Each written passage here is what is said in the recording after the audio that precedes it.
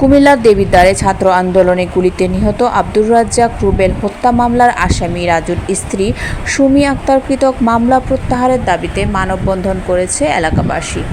বৃহস্পতিবার দুপুরে কুমিল্লা সিলেট আঞ্চলিক মহাসড়কের নিউ মার্কেট চত্বরে এই মানববন্ধন অনুষ্ঠিত হয়। মানববন্ধনে এলাকাবাসীর পক্ষে বক্তব্য রাখেন কুমিল্লার উত্তর জেলা যুবদলের সাধারণ সম্পাদক রেজাউল করিম ভিপি শাহিন, পৌর বিএনপির আহ্বায়ক ভিপি মাহফুজ, মোহাম্মদ আবু তাহির, নাজবুল হাসান, লাভলি আক্তার, মোহাম্মদ আনোয়ার হোসেন ইউসুফ সহ আর অনেকে। গত ৪ আগস্ট দেবিদ্বার উপজেলা বৈষম্য বিরোধী ছাত্র আন্দোলনে গুলিতে নিহত পৌর স্বেচ্ছাসেবক দলের যুগ্ম আহ্বায়ক আব্দুর রাজ্জাক রুবেলের হত্যা মামলার আসামি রাজুকে থানা পুলিশ আটক করে জেল হাজতে প্রেরণ করেন।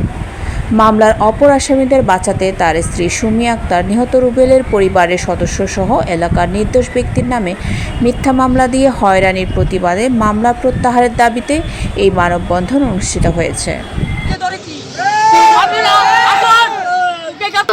তারা ওখান থেকে চোরালমপুর থেকে আরো বেশি ওরা আমার রুবেলকে হত্যা করে হয়েছে।